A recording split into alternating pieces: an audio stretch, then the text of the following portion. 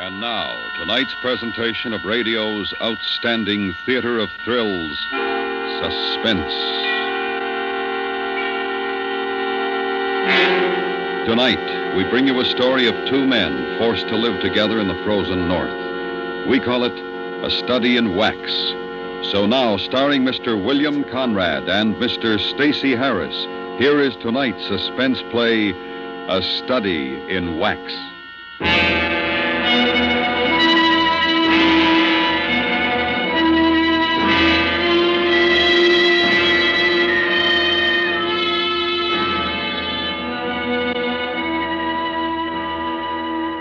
It was late October when the radio shack burned down. We never did decide whose fault it was. Maybe Cabell with his cigarettes, maybe me. Anyway, I guess the whole thing began when we lost the phone transmitter and receiver. Cabell and I had been sent up to the Northwest Territory by the Canadian Geodetic Survey people. It was a long job, and the biggest part of it for Cabell was the loneliness. It wasn't that he was moody or anything like that. I think he wasn't used to being out of touch with people and things he was accustomed to in the cities. Now, I was the opposite. I kind of liked the loneliness. As a matter of fact, now that I think about it, we were a strange couple to hit it off the way we did. And when you got 7 months to spend alone with another man, well, you got to be sure of each other. And we thought we were. Until after the radio was gone. That day it burned, we stood in the snow watching the embers glowing and the wisps of smoke rising into the cold sky. It's gone. Well, we still got the code sender, just in case. I'm going to miss the programs, though, and the music. You know, I tell you, we could send a message to the base, if you like, and ask them to fly out another receiver. Oh, no. You know, McLeod, he'd boil, waste the money, probably take it out of our pay. We'd do without it. That's all right with me. Oh, well, you're a hardy soul. You know, I don't think you'd mind if you had to stay alone for 7 months. It'd be dull. I wouldn't have anybody to beat at chess. Say, Jack. Yeah? If it was my cigarette that burned the shack, I'm sorry. Forget it. I may have done it myself. Forget it.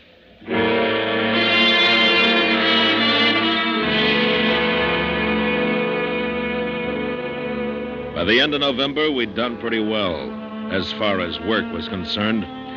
But Cabell was getting jittery. We had a week stretch where we couldn't move out of the camp. It was around 30 below outside and blowing 60 miles an hour. Cabell had read most of the things that we'd brought along and was sitting at the table trying to beat a solitaire game. I was all in my gun.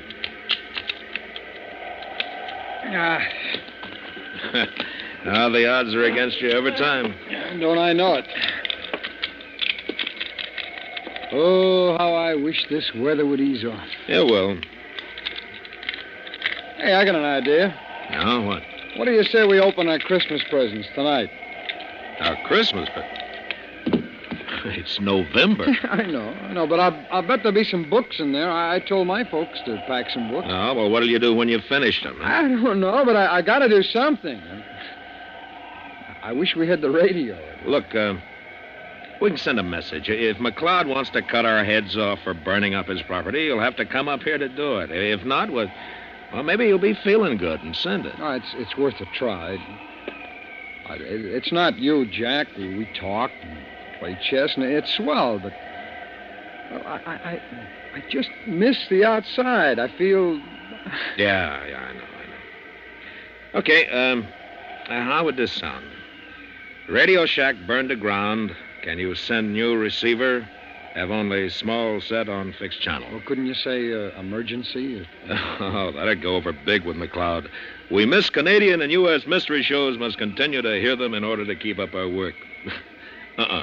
We better leave it as it is. All right.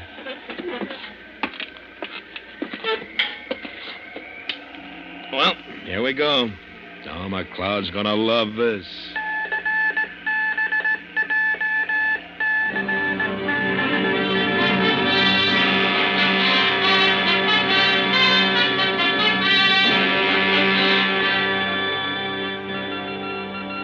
The reply from McLeod came back the following day. It was long, involved. and said what could have been said in one word: no. You know, our chief was a very careful man and believed in others following his example. Therefore, if our radio was gone, it was our fault, and the next time we should be more careful. And that was that. The weather let up a bit, and we got some work done. It was still terribly cold, but it didn't bother us now that the wind had gone. I noticed that Cabell was much quieter after our request for the radio had been turned on. I began to get a feeling as though he blamed me for it. So a week before Christmas, we'd just finished supper. I said, Larry, about those Christmas presents. What about them? What do you say we open them, huh? Well, I thought you didn't want to until Christmas. Well, I've changed my mind. Oh? What's the matter? You trying to be nice to me? I can take this as well as you can, you know. I don't need you feeling sorry for me. I'm not sorry. I don't give a good stink one way or the other. I'm just saying if you want to open the packages now, it's all right with me. They're yours. It's not my business. Oh, forget it. Do what you want to do. Will you open yours up, too? Sure. Okay. He got a hammer and started to pry open the case. Our families and friends had done their shopping in August, and we'd put their gifts together in the case. And at the sight of those colorful wrappings, Cabell began to smile. He was back in touch again. They were little things, but a label, a scratch of handwriting, the feel of something different was blotting out his loneliness, that great far coldness outside. Come on over. Okay. It doesn't feel like books. They wouldn't pack them like this, would they? I don't mind. Hey, look! Hey, look what we got! What is it? It's a phonograph. Hey, here, I'll take it. And there's a whole stack of records. There must be... Oh, of all the lousy, crummy luck. Oh, what's the matter? Look, they're broken. Oh, that's a shame. All of them? No, wait a minute. There's one. There's two of them, okay? Oh, well, that's good. Listen to this, will you? A variety of bugle calls. What? No, I mean it. A variety of bugle calls. Look, it belonged to my father. I remember him playing it for me when I was a kid. Oh, well, what's the other one? Oh, that's great. Saber Dance, Catch a Train. It's one of my favorites. Oh. No Less Brown or anything like that, huh? No, just the... Oh, that's right. I forgot you. You don't much like classical music, do you? No, not much. Oh, that's okay. Come on. Let's take a listen to that bugle call thing, huh? That ought to be something. Okay. Oh, wait till I tell my sister about that fancy packing job of hers. I've heard that one 1,000 times. Oh, those good old Army days. Now, we'll hear the next one.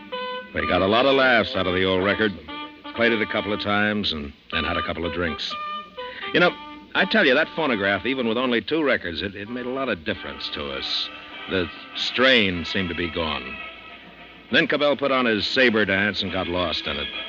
Well, to me, it wasn't much. It was all cluttered up with a lot of noise that hurt your ears. He must have played it 6 times while we unwrapped the rest of the things. There were a lot of books and magazines, and that was good. Well, I figured we could stretch them out for at least 3 months, which would take us into March. But the next day turned bad again. A blizzard came down. And we stayed inside until the day after Christmas. And Cabell, he was like a kid. He smoked cigars, drank brandy, listened to his record, and read. In 10 days, he'd read every single thing. And then he had nothing to do but listen to his record.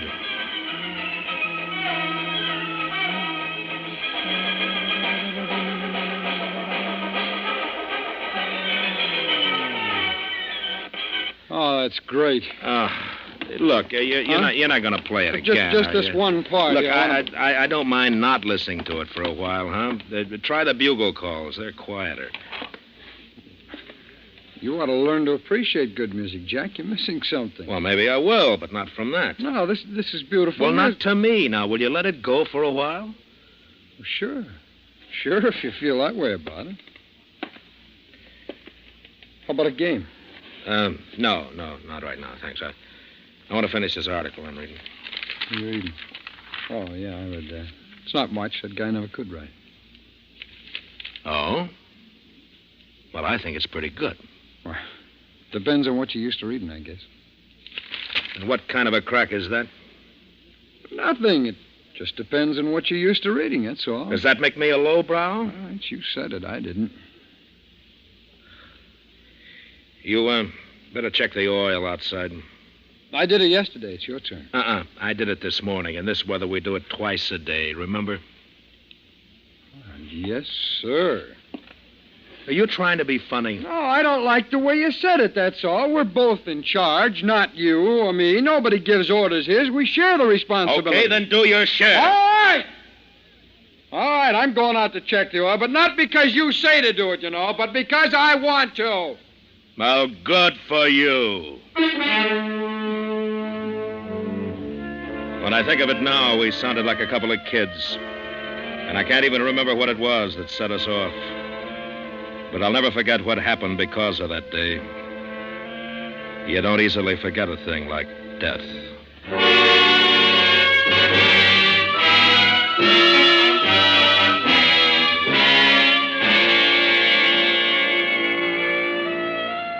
You are listening to A Study in Wax, tonight's presentation in radio's outstanding theater of thrills, Suspense.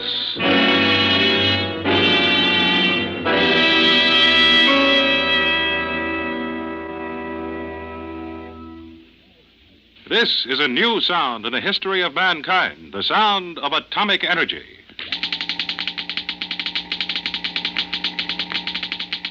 The crackling comes from a model atom smasher, similar to large models used in treating deep-seated cancer and sterilizing foods and drugs.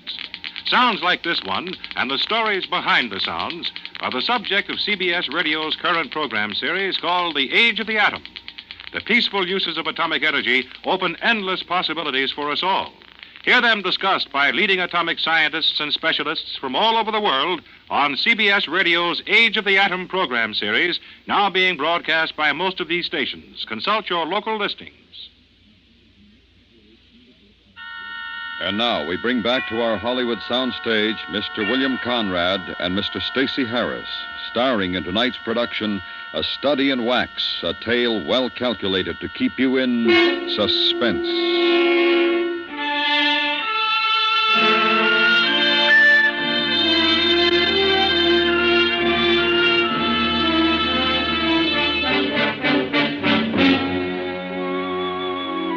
Cabell and I didn't talk to each other for the next few days. Not the way we used to, I mean. Just conversation that was necessary to do our work, and that was it. He didn't play his record either. New Year's Eve day, we got a couple of messages through in code from our families, and I guess we both felt pretty bad. Cabell was trimming the oil stove when I decided to try to make things up.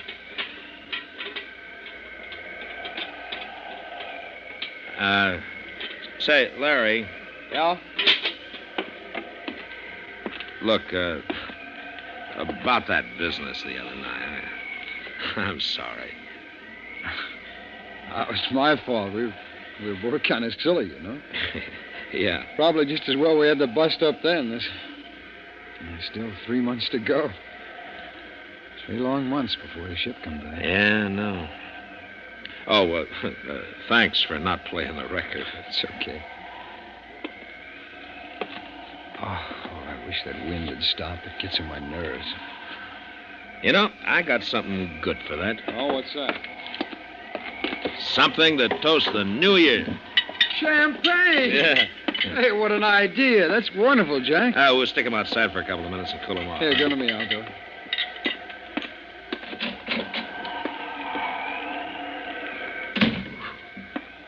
Oh, that's cold out there. You know the best thing for you and me to do tonight is to get roaring, stinking drunk? Champagne with brandy chasers. Right. Happy New Year, Larry. Same to you, Jack.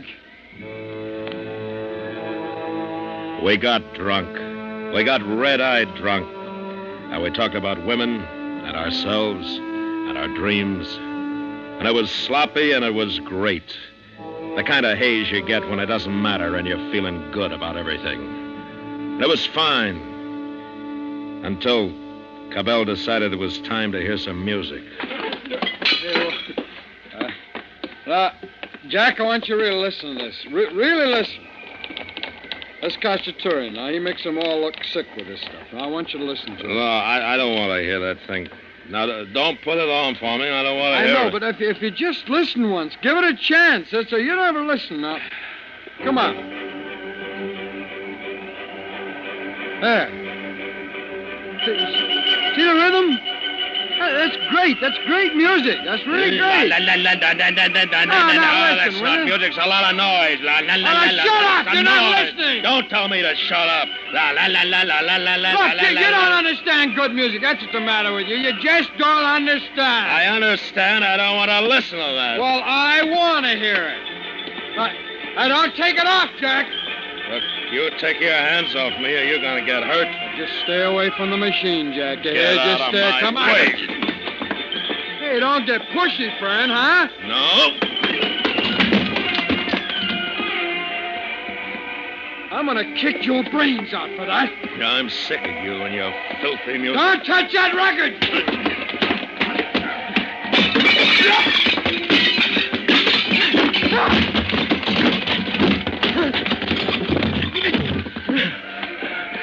Now, you take a good listen. Because you're not going to hear any more of this again. Not as long as I'm here. Put it down, Jack. I mean it. Now put it down or I'll shoot you. Put it down. If you don't, I'll shoot you. Now put the record down. I got sober. I might never have had a drink. I was so sober. Cabell had reached up for one of the holsters that hung near the door, and he wobbled to his feet, the gun held tightly in his hand. There was blood running out of his mouth and down his chin. I just stood there, and I put the record down on the turntable. You were going to break it, weren't you? Weren't you? Yeah. Yeah. Well, I knew you were. Just because it gives me pleasure to listen to it, and you don't like that. Well, I want to listen to it, and you don't. All right? You get outside. You're crazy, Cabell. Go on. I'll kill you if I don't. Now get outside. It's 40 below out there. I'd freeze I don't care. It'll do you good. Now go on. Get outside. All right, let me get my things. No. Listen to me. You're drunk. You don't know what you're doing. Open the door. You hear me? Now go on. Open it. Now go on out! Larry! Let me in, Larry! Do you hear me? Let me in, Larry! And inside, I thought I heard the music again. He was crazy. Crazy drunk. I went around to the back trying to get away from the wind, but it wasn't any good. There wasn't anywhere to get away from it. I've seen what happened to men caught out in the open this way, and I knew how quickly it could happen. So I ran, and I jumped. Anything to keep moving. And all the time, I couldn't believe it was happening. I don't know how much time went on. Maybe it was a minute. Maybe it was 10. I heard him calling. Then through the flurries of powdered snow blowing off the roof, I saw Cabell standing in the doorway. And I saw the gun still in his hand, hanging by his side. Jack! Jack, come on in, Jack! I forgot the cold. I only knew that Cabell had gone mad. He was going to kill me. Somehow I had to get him away from the cabin, get him outside where I'd have a chance. I waited for a minute and then... Larry! Larry, over here, Larry! Jack! Over here! I knew he'd heard me, and I saw him move out from the doorway. Where are you? Can you hear me? Where are you? Over this way! Here! And I moved back behind a hummock. I thought I might be able to make a wide circle and then double back to the cabin before he knew what was happening. I can't hear you, Jack! Jack, are you hurt? Where are you? Larry! Larry! And the wind burned my eyes so that I couldn't see. And I tripped and fell, and my hands bare didn't feel the coldness of snow any longer. Jack! Jack, can you hear me? I'm over here. He must have seen me. Jack! He was closer now, close enough to shoot. And I tried to run, stumbling and falling. And then it was easier. I was going downhill, but he was behind me. Jack! Jack, come on! And then there was Jack, something different in the feel of the ground under me. Jack! It wasn't ground anymore, not snow. It was ice. I'd reached the shore, and I was going out into the frozen sea. I began to imagine I could feel the movement of the sea under me. Suddenly it didn't matter anymore. I didn't care. I couldn't run. I wanted to lie down.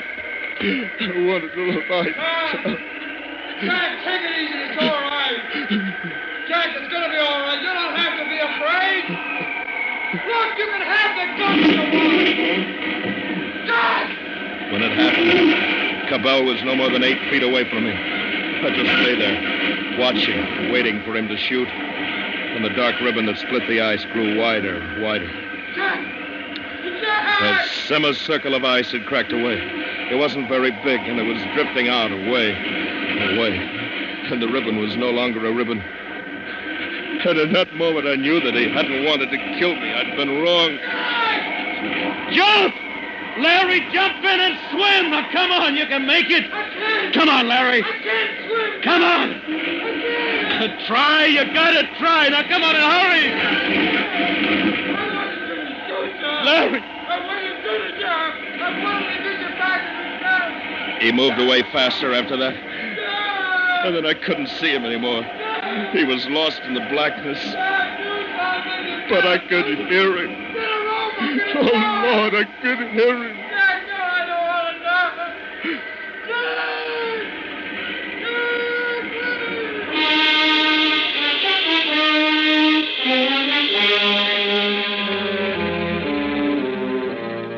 die. Somehow I got back to the cabin. And I remember getting the transmitter switched on, sending a message through. I got the flashlight and my furs on. I don't know how long I was down there on the ice, shouting, looking. But I knew he was gone. I'd never see him again. And in the gray morning, the planes came. And for 2 days, they searched until the weather forced them back. And that was all. They flew me back to the hospital. Maybe I'll lose my hands. Maybe not. They're not sure yet. Doesn't matter anyway.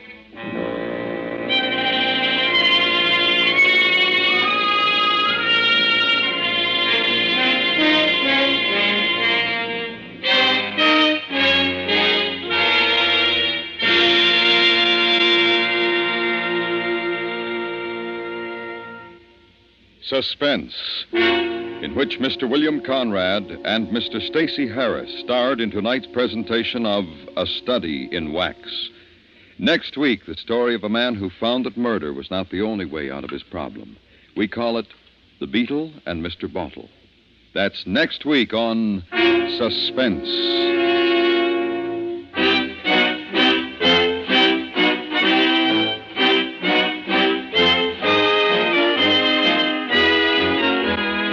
Suspense is produced and directed by Anthony Ellis, who wrote tonight's script. The music was composed by Leith Stevens and Rene Garrigan and conducted by Wilbur Hatch.